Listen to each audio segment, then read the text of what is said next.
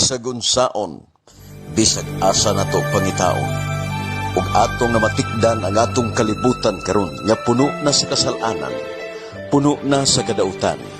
Busa ang Biblia nagasulti nga kung kinsa kato nga gusto nga makasulod sa kingharian sa langit, mao lamang ang pagtuman sa kabubuton sa Amahan.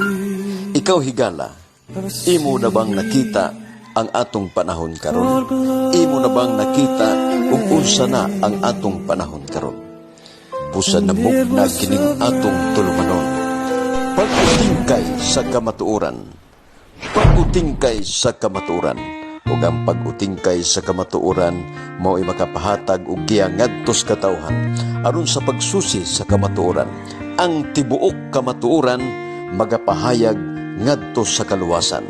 Pag-utingkay sa kamatuoran. Ug karon ania ang atong tigdumala. Brother Evangelist Jerry Light, ato siyang patalihugan.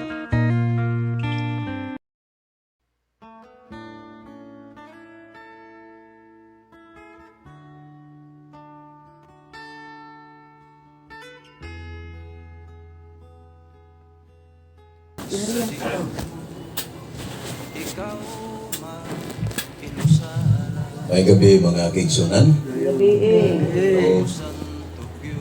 First time pa po na kunay na makawali ang Amerikano, no? Sagaran mga Pilipino gini akong makawali, ha? O, mga ilista na itong kapigusintos ng Maria ng patay. Pagkat pa sa dito pa may sa Usamis, sige wali, ang mga patay, wali. Pero wali na gagawin mga igsoon, mga kalahi na mo. Salamat sa mensahe, Sister Lynn. O salamat sa mga igsoon na niya dire, rain or shine, wala ka ng uban, tigalunok na.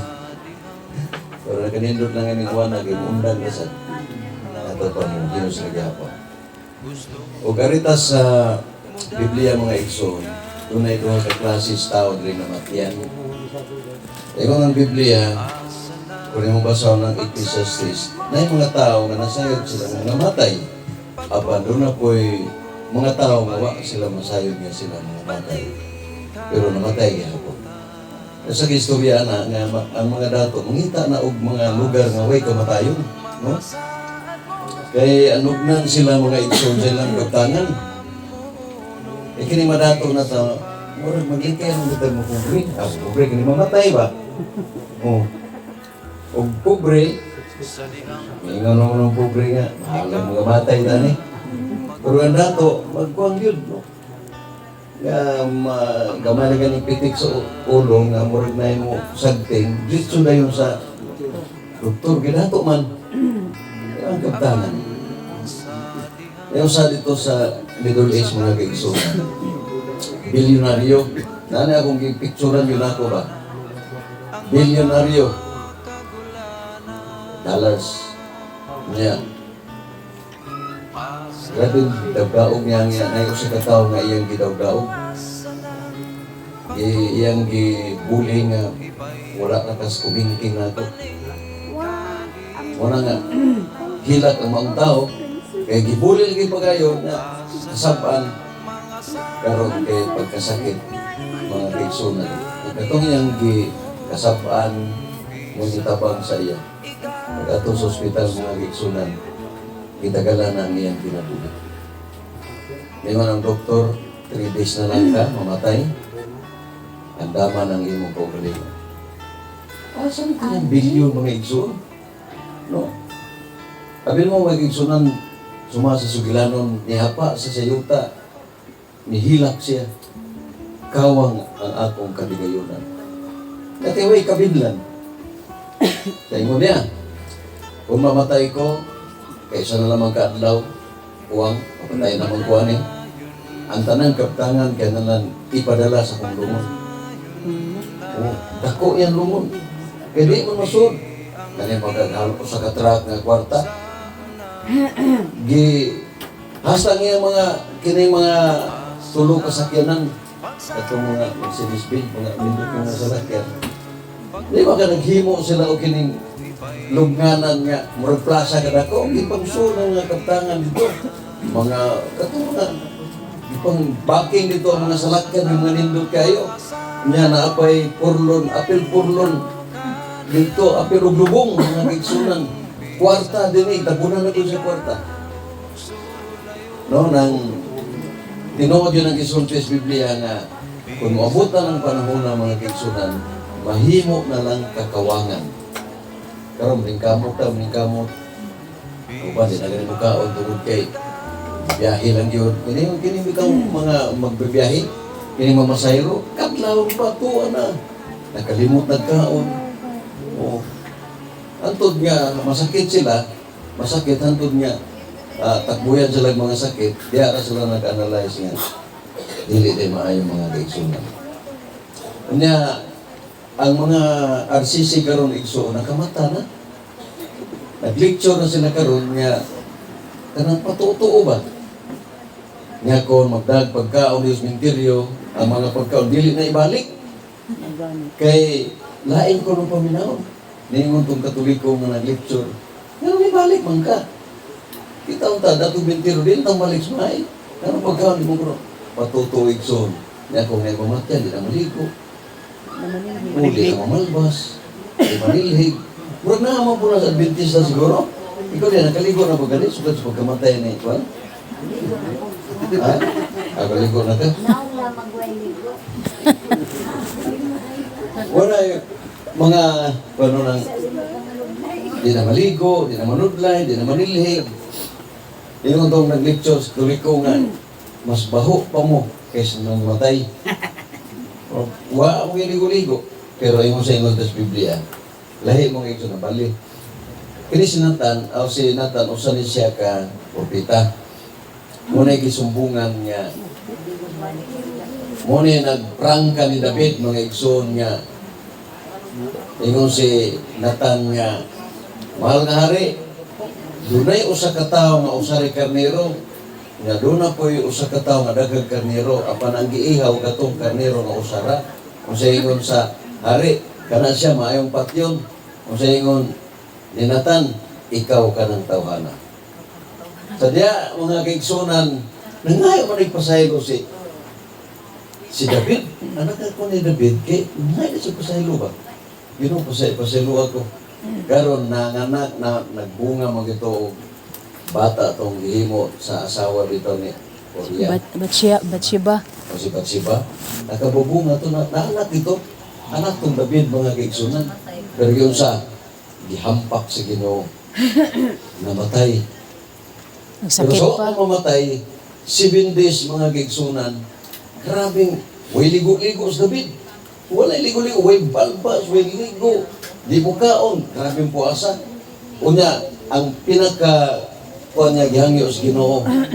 Ginoo, matulog ko ibabaw sa yuta, tibuok gabi. Buntag hantod gabi, pagkaugman ako, way kaon. Apa siya? Yung ipangayos Ginoo nga mabuhi ang bata maayo.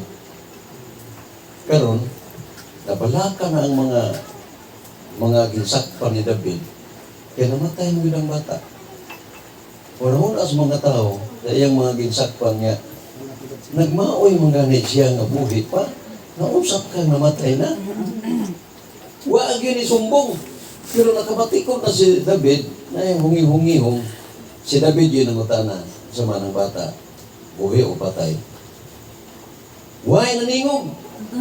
Kay hari ko, mag-wild pa lang eh. Nagmaoy magani nga buhi pa.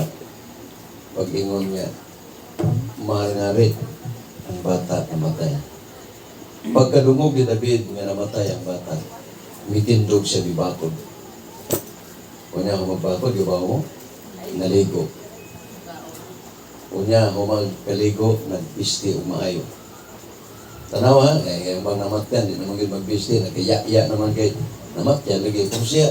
Pag sa diyan, namatay ng mga kaigsunan.